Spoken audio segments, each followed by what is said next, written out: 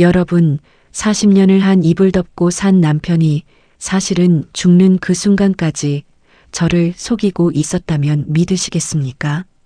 저는 얼마 전 창고 구석에서 나무 상자 하나를 열었다가 제 인생 전체가 거짓 위에 세워져 있었다는 걸 알게 됐습니다. 그 상자 안에는 노란 봉투가 있었고 그 봉투 안에는 이렇게 적혀 있었습니다. 내가 죽은 뒤에만 열어보시오. 그리고 그 편지 첫 줄에는 제 아들이 남편의 친자식이 아니라는 충격적인 고백이 적혀 있었습니다.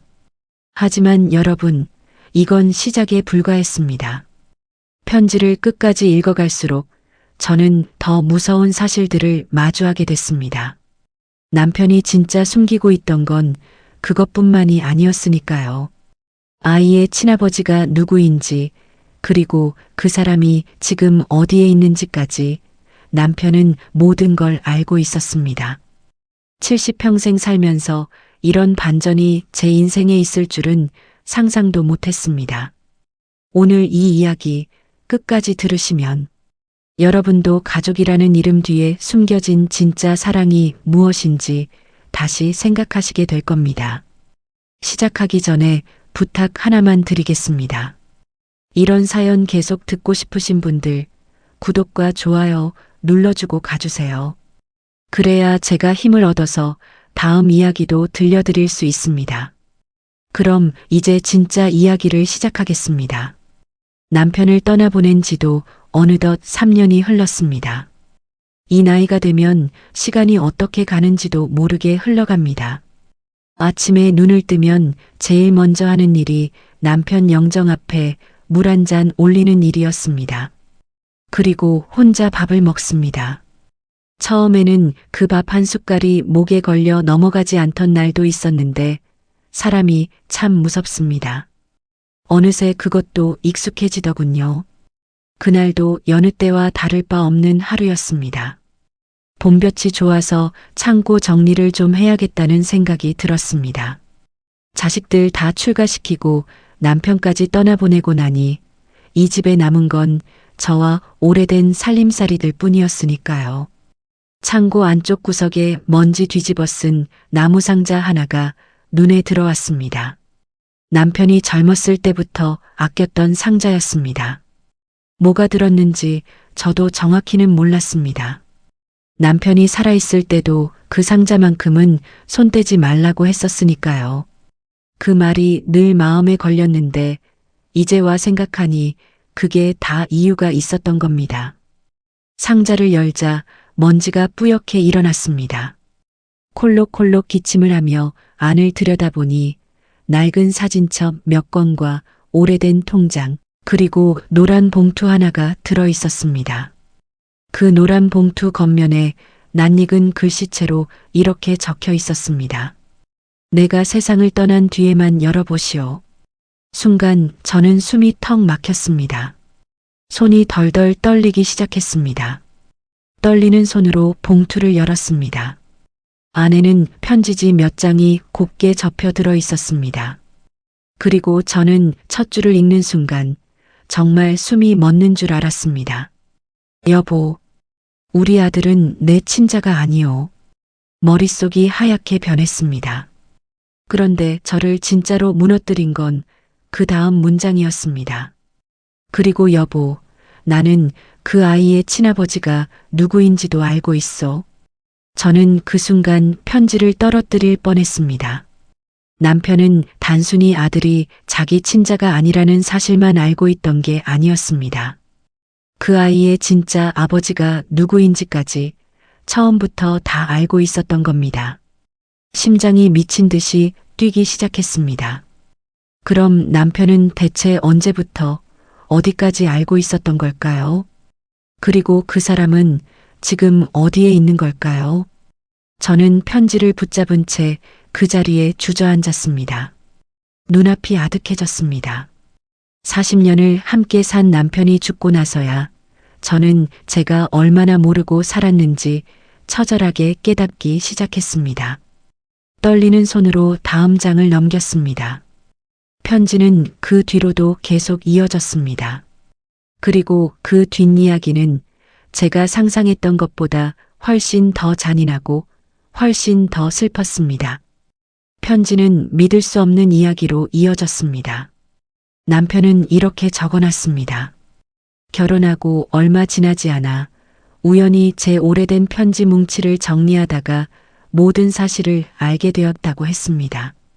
저는 그 대목에서 심장이 내려앉는 것 같았습니다.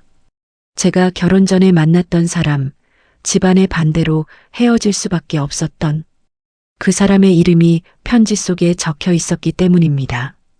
남편은 그 이름까지 정확히 알고 있었습니다.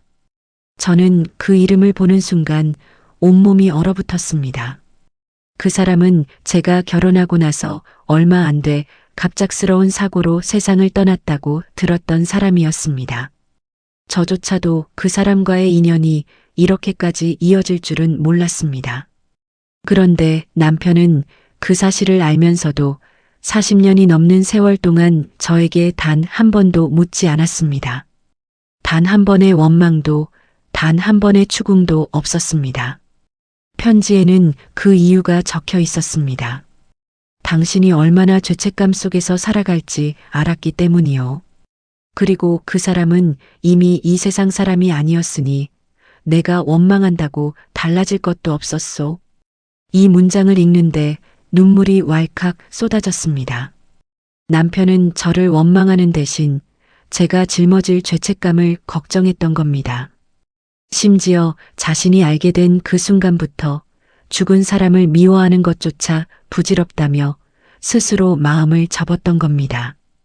편지는 계속됐습니다. 남편은 아이를 처음 품에 안았던 그 순간을 적어놨습니다. 갓난아기였던 아들이 자기 손가락을 꼭 쥐던 그 순간 이미 그 아이는 자신의 아들이 되었다고 했습니다.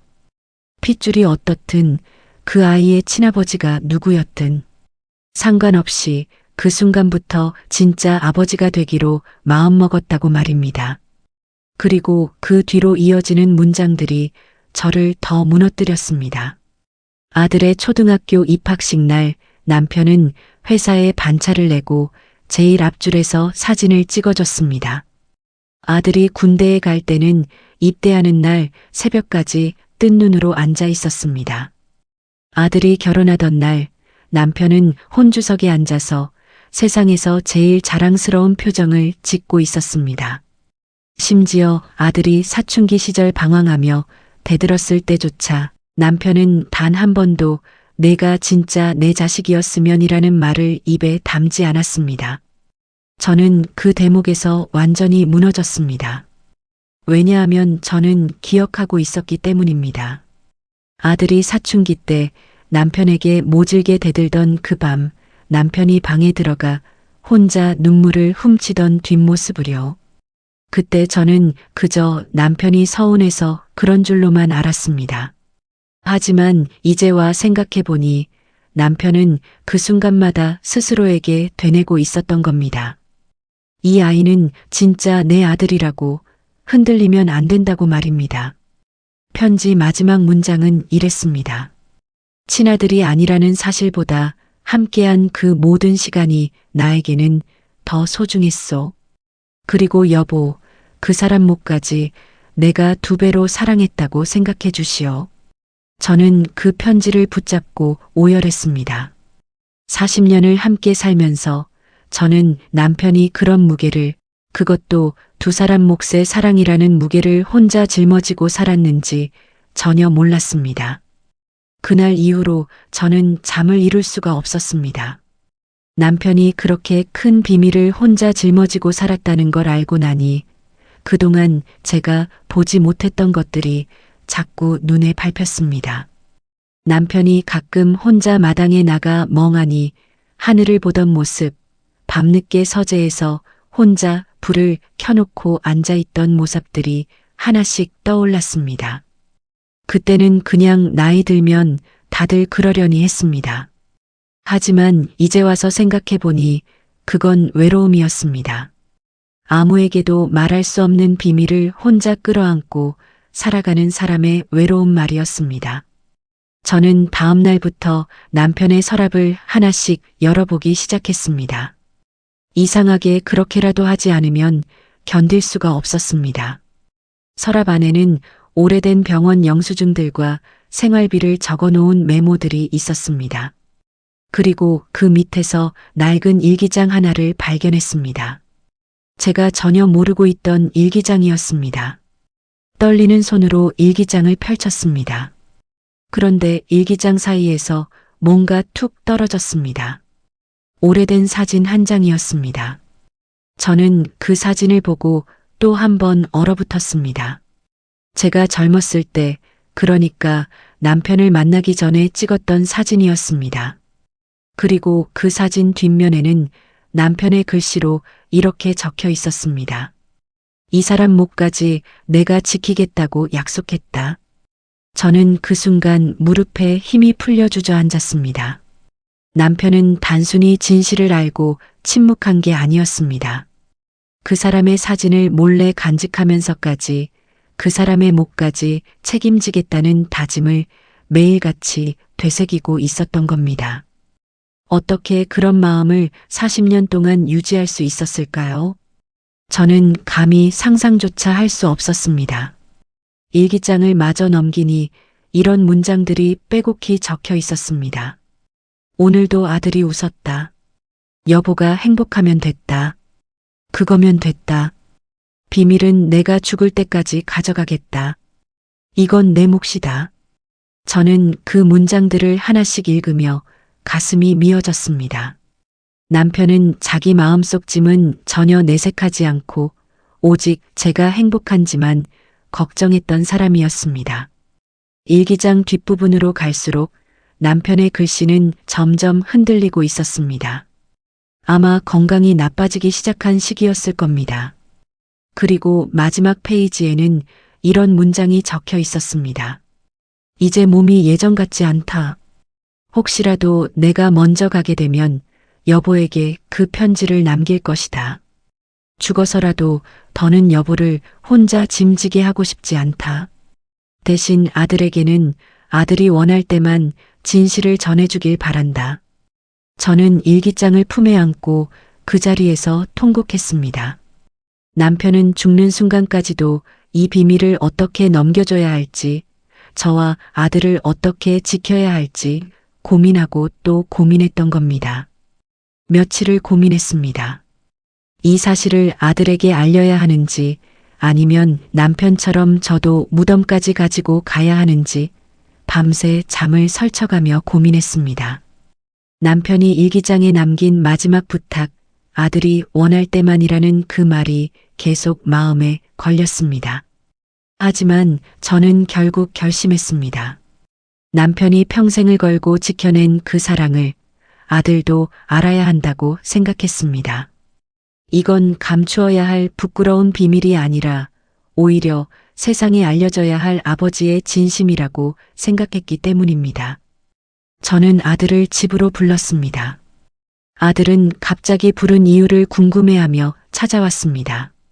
저는 떨리는 손으로 남편의 편지를 아들에게 건넸습니다. 아들은 처음에는 영문을 몰라하며 웃었습니다. 엄마, 이게 뭐예요? 하면서 편지를 펼쳐 읽기 시작했습니다. 첫 문장을 읽는 순간 아들의 표정이 완전히 굳어졌습니다. 그리고 편지를 끝까지 읽어내려가는 동안 아들의 손은 눈에 띄게 떨리고 있었습니다. 저는 그 모습을 보며 심장이 조여드는 것 같았습니다. 혹시 아들이 저를 원망하지는 않을지, 혹시 지금까지 쌓아온 모든 관계가 한순간에 무너지지는 않을지 두려웠습니다. 방 안에는 무거운 침묵만 흘렀습니다. 시간이 얼마나 흘렀는지도 모르겠습니다. 아들은 한참 동안 편지를 손에서 놓지 못하고 있었습니다. 그리고 마침내 아들이 고개를 들었습니다. 저는 어떤 말이 나올지 몰라 숨조차 쉬지 못했습니다. 아들의 눈에서는 눈물이 흐르고 있었습니다. 그런데 그 눈물은 제가 걱정했던 원망의 눈물이 아니었습니다. 아버지는 평생 저를 친아들보다 더 사랑하셨네요. 저는 그 말을 듣는 순간 참았던 눈물이 다시 터졌습니다. 아들은 편지를 다시 한번 천천히 읽어 내려갔습니다. 그리고 조용히 자리에서 일어나 남편의 영정 앞으로 걸어갔습니다. 무릎을 꿇고 앉아서 사진 속 아버지를 한참 동안 바라보았습니다. 아버지, 피가 아니라 마음으로 낳아주셔서 감사합니다. 아들의 목소리는 떨리고 있었습니다. 그리고 아들은 이렇게 덧붙였습니다. 저는 지금까지 살면서 단 한 번도 아버지의 사랑을 의심해 본 적이 없어요. 그런데 이 편지를 읽고 나니 그 사랑이 그냥 아버지의 사랑이 아니라 두 사람의 사랑을 합친 것보다 더 큰 사랑이었다는 걸 알겠어요.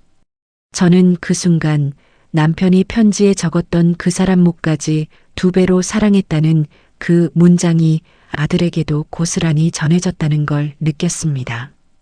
남편의 기일이 되던 날, 저와 아들은 함께 남편이 생전에 좋아하던 음식들을 정성껏 차려놓았습니다. 된장찌개와 갈치조림, 그리고 남편이 유독 좋아하던 배추전까지 상위에 가득 올렸습니다. 사진 속 남편은 언제나처럼 환하게 웃고 있었습니다. 그 웃음을 보고 있자니 이제는 그 웃음의 무게가 예전과는 완전히 다르게 느껴졌습니다. 저는 사진 앞에 조용히 앉아 이야기를 건넸습니다. 당신은 평생 아무 대가도 바라지 않고 가족을 지켜준 사람이었어요. 그 무거운 비밀을, 그것도 두 사람 몫의 사랑이라는 무게를 혼자 짊어지면서도 단 한 번도 우리 앞에서 힘든 내색을 하지 않았죠. 이제야 그걸 알아서 미안하고 또 고마워요. 옆에 앉아있던 아들도 조용히 향을 올리며 말했습니다. 아버지, 저 잘 살고 있습니다. 아버지가 주신 사랑 절대 잊지 않고 살겠습니다. 그 순간 저는 깨달았습니다. 세상에는 피보다 더 깊은 인연이 있다는 것을요. 핏줄로 이어진 관계가 전부라고 믿는 사람들도 있습니다. 하지만 저희 부부와 아들의 이야기는 그 믿음이 전부가 아니라는 것을 증명해 주는 것 같습니다. 함께 웃고 함께 울며 서로를 끝까지 지켜준 그 수많은 시간들이야말로 진짜 가족을 만드는 힘이었습니다. 남편은 40년 동안 단 한 번도 그 비밀을 입 밖에 내지 않았습니다. 원망할 수도 있었을 겁니다. 떠날 수도 있었을 겁니다. 하지만 그는 그저 묵묵히 아버지로서, 남편으로서 자신의 자리를 지켰습니다. 심지어 세상을 떠난 사람의 목까지 대신 짊어지면서 말입니다. 그 침묵이야말로 세상에서 가장 크고 가장 무거운 사랑의 표현이었다는 것을 저는 이제야 깨닫습니다. 그날 저는 남편의 편지를 다시 곱게 접어 봉투에 넣었습니다. 이제 그 편지는 더 이상 저에게 슬픔의 상징이 아니었습니다. 평생 우리 가족을 말없이 지켜준 한 사람에 대한 깊고 깊은 감사의 마음 그 자체였습니다. 여러분은 어떻게 생각하십니까?